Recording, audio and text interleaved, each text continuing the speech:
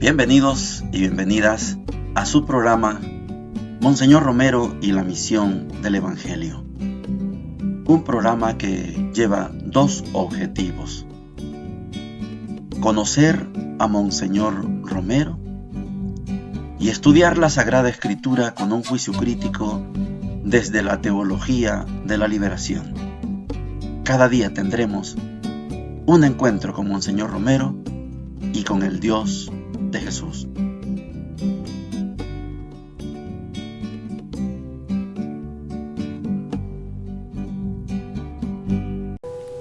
Hola, ¿qué tal?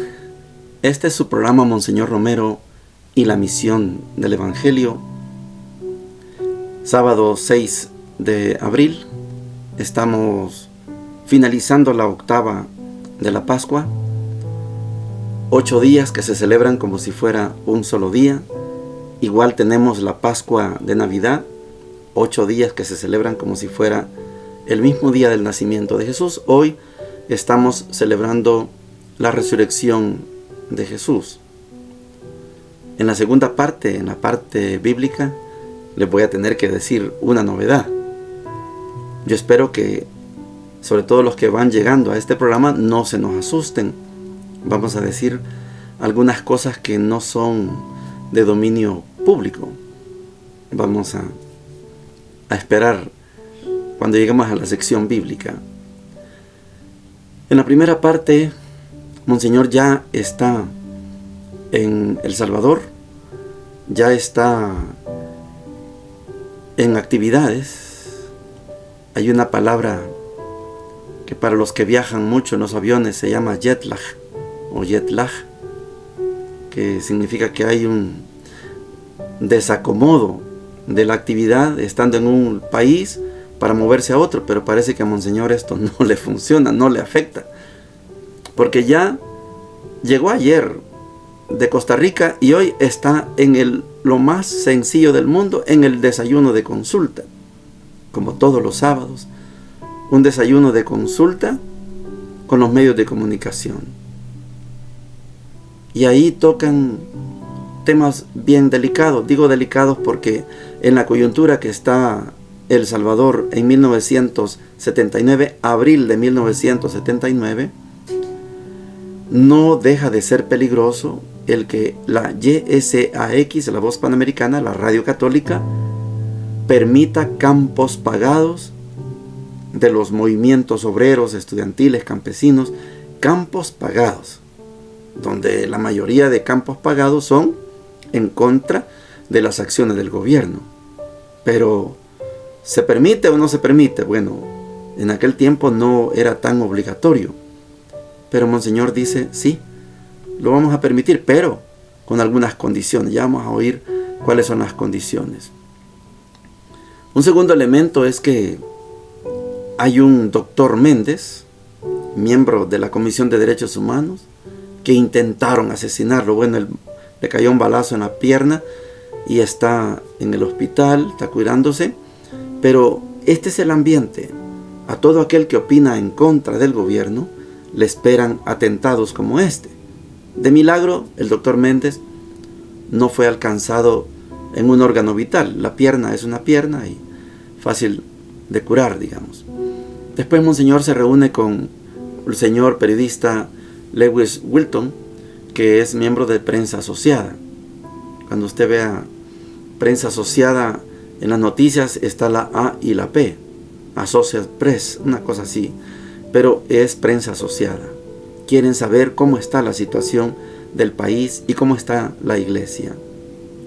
El último elemento es gracioso, bonito, porque el padre Villarán le pide a Monseñor que vaya a celebrarle las bodas de oro, 50 años de casado de sus papás.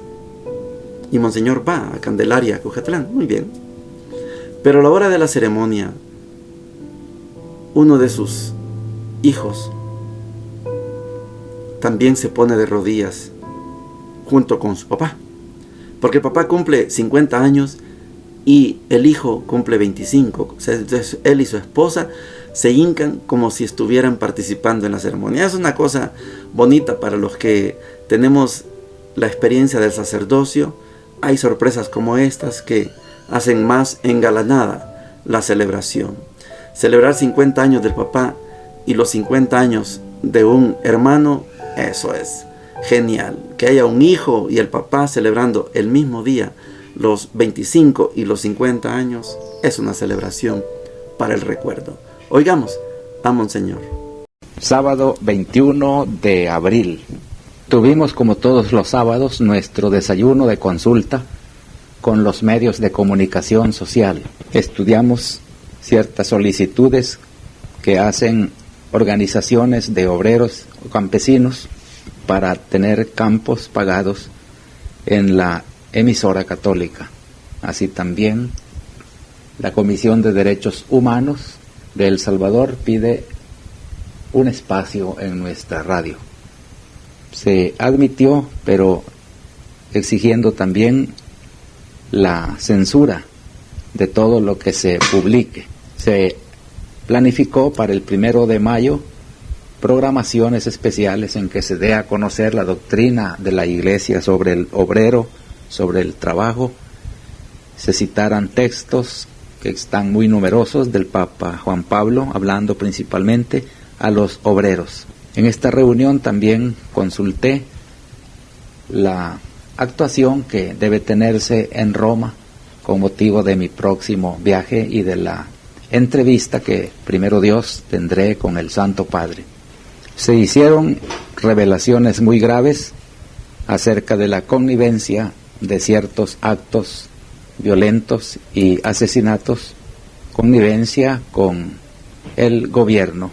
En este caso era el intento de asesinato del doctor Méndez, miembro de la Comisión de Derechos Humanos, que actualmente se encuentra herido de una pierna, donde le alcanzó un balazo cuando tiraronle a matarlo.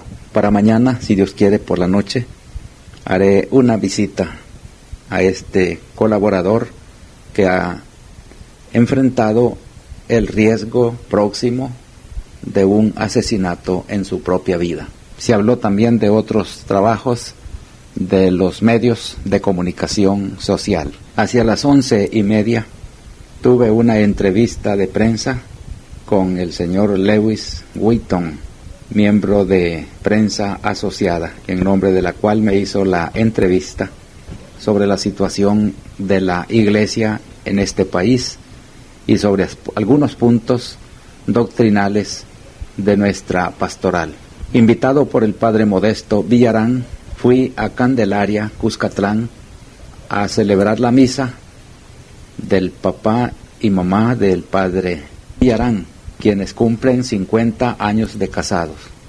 La fiesta se hizo más interesante porque un hermano del padre Villarán con su señora se arrodillaron al lado de los festejados, porque también ellos eran festejados al cumplirse precisamente en este día 25 años de vida matrimonial. Llegamos a la sección de la palabra de Dios. Es el sábado de la octava de la Pascua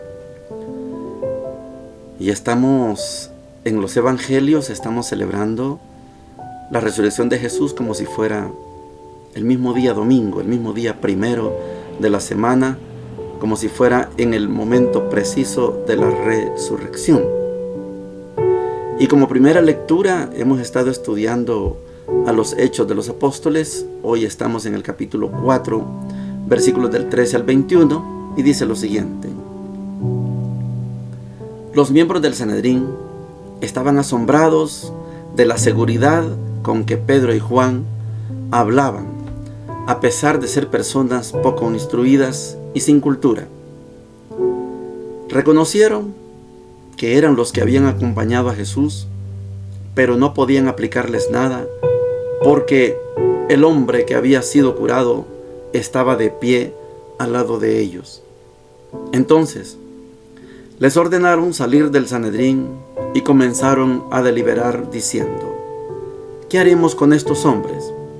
Porque no podemos negar que han realizado un signo bien patente, que es notorio para todos los habitantes de Jerusalén. A fin de evitar que la cosa se divulgue más entre el pueblo, debemos amenazarlos para que de ahora en adelante no hablen de ese nombre. Los llamaron y les prohibieron terminantemente que dijeran una sola palabra o enseñaran en el nombre de Jesús. Pedro y Juan les respondieron: juzguen si está bien a los ojos del Señor que les obedezcamos a ustedes antes que a Dios. Nosotros no podemos callar lo que hemos visto y oído. Después de amenazarlos, nuevamente los dejaron en libertad, ya que no sabían cómo castigarlos por temor al pueblo, que alababa a Dios al ver lo que había sucedido. Palabra de Dios, te alabamos, Señor. A mí me encanta cuando esta escena es una confrontación entre los que saben y los que no saben. Par de pescadores sin cultura, sin estudios. Anás ya había dicho que esos Galileos de los gentiles, son gentiles, esos sin instrucción, no saben nada, son unos malditos. Y hoy, dos personas, dos Galileos del mar de Galilea, están dándole clase a ellos que son los que saben. Me encanta esta confrontación porque la vemos a diario. Hay personas que han estudiado mucho, saben bastante. Y hay otros que no saben mucho, no han estudiado casi nada, pero tienen una sabiduría. Recuerdo la escena de Monseñor Romero con Apolinario. Cómo Monseñor aprendió de Polín, campesino descalzo, líder de una de las organizaciones FECAS UTC, un campesinito, pero que le dejó grandes enseñanzas a Monseñor. ¿Cuántos casos hemos encontrado en que alguien que no ha sido instruido formalmente está con mejor sabiduría que los que hemos sido instruidos formalmente? Tenemos un título, bachillerato, licenciatura, maestría, doctorado, y hay personas del común de los mortales que saben cosas que nosotros no sabemos. Los apóstoles Pedro y Juan se metieron en un berenjenal, decimos. Se han metido en un grave problema. La autoridad de los judíos, el Sanedrín, no va a permitir que se hable de Jesús resucitado como Dios, porque lo han matado por blasfemo, porque él dijo que era Dios. Y hoy tienen una escena, hay una escena allí, un paralítico curado, es evidente, y lo han hecho en nombre del resucitado. Yo me pregunto, ¿quién del Sanedrín habrá tenido ese poder? No tengo oro ni plata, lo que tengo te lo doy. En nombre de Jesús de Nazaret, levántate. Y se levantó. ¿Quién del Sanedrín habrá tenido esa capacidad de invocar a Dios y levantar a un enfermo? Nadie. Eso no está registrado que haya habido algo parecido en alguno de los del Sanedrín. No existe nadie. Eso quiere decir que si hay dos pescadores, Pedro y Juan, primos además. Pedro y Andrés son hermanos, Santiago y Juan son hermanos, son primos. Estos dos pescadores están poniendo en evidencia que la religión de ellos es inútil y la nueva que está surgiendo desde la resurrección de Jesús es útil. Ahí se ha complicado la cosa. ¿Qué vamos a hacer con estos dos? Les vamos a prohibir, y les prohíben, y la respuesta de ellos dos es: tenemos que obedecer antes a Dios que a ustedes. Ustedes no son autoridad. La autoridad es Dios. El drama va a seguir. La situación difícil para para Pedro y Juan va a seguir. No ha terminado todavía. Está comenzando. El Evangelio de hoy, podríamos terminar el programa al terminar de leer el Evangelio, pero vamos a hablar un poquito sobre esto. Marcos 16, del 9 al 15, dice lo siguiente: Jesús, que había resucitado a la mañana del primer día de la semana, se apareció primero a María Magdalena, aquella de quien había echado 7 demonios. Ella fue a contarlo a los que siempre lo habían acompañado, que estaban afligidos y lloraban. Cuando la oyeron decir que Jesús estaba vivo y que lo había visto, no le creyeron. Después se mostró con otro aspecto a 2 de ellos que iban caminando hacia un poblado, y ellos fueron a anunciarlo a los demás, pero tampoco les creyeron. Enseguida se apareció a los 11 mientras estaban comiendo y les reprochó su incredulidad y su obstinación, porque no habían creído a quienes lo habían visto resucitado. Entonces él les dijo: vayan por todo el mundo, anuncia la buena noticia a toda la creación. Palabra del Señor.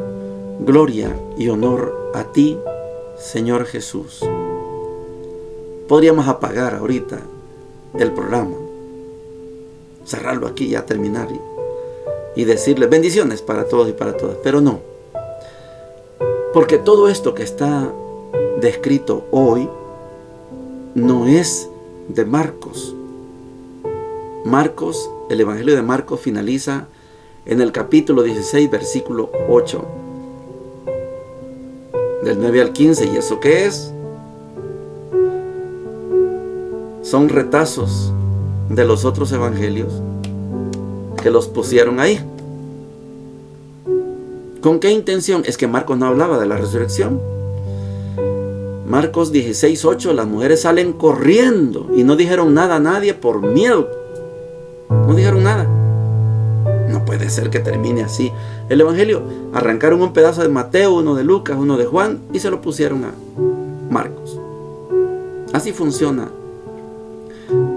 Cuando leemos el Apocalipsis, capítulo 21, se le llama anatema al que agregue una coma o le quite una tilde. Anatema sit, sea anatema. Anatema significa maldito. Bueno, en el correr de los años,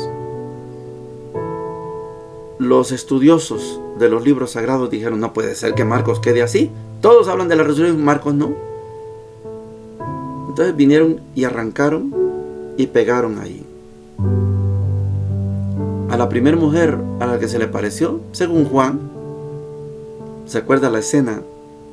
Magdalena fue al sepulcro solita y vio la piedra corrida. Corrió donde Pedro y Juan a decirles: se han llevado el cuerpo de mi Señor. Corren aquellos y encuentran todo doblado. Pedro entró primero, Juan entró después. Juan creyó. Y María Magdalena está llorando en el sepulcro. Y están 2 ángeles, uno en la cabecera y otro en los pies.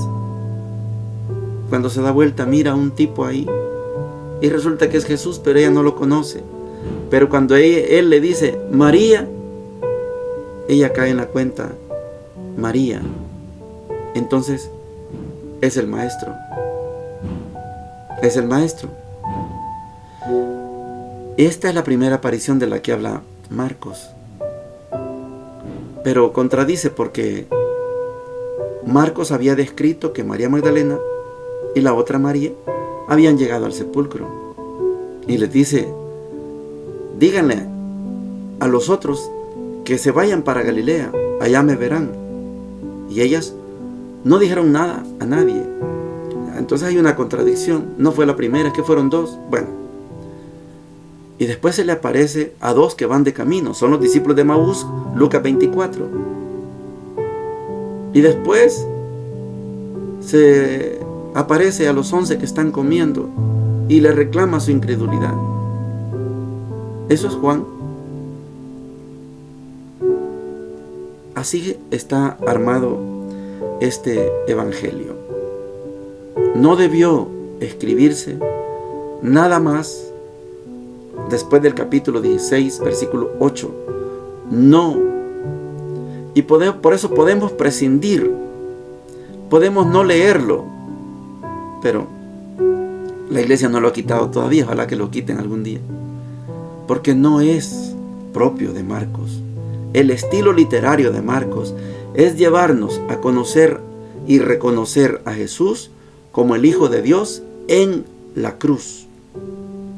A Jesús en Marcos, porque está escrito para paganos, a Jesús se le reconoce en la cruz como el Hijo de Dios. Verdaderamente, este era el Hijo de Dios. No de otra manera. Pero hoy estamos en la octava y la iglesia sigue celebrando a este Marcos 16 del 9 al 15. Pero no coincide, se contradice. Mire, hipotéticamente, el Evangelio de Marcos 16, 9, porque en el 8 termina, pero 16, 9, debería decir, y las mujeres fueron a hablar con los 12, con los 11, y les dijeron, vayan a Galilea.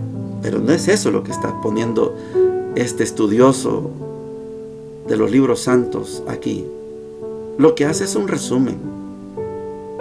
Y como resumen está bien, pero es que Marcos no tenía ese estilo literario. A Marcos no le interesaba resumir la resurrección.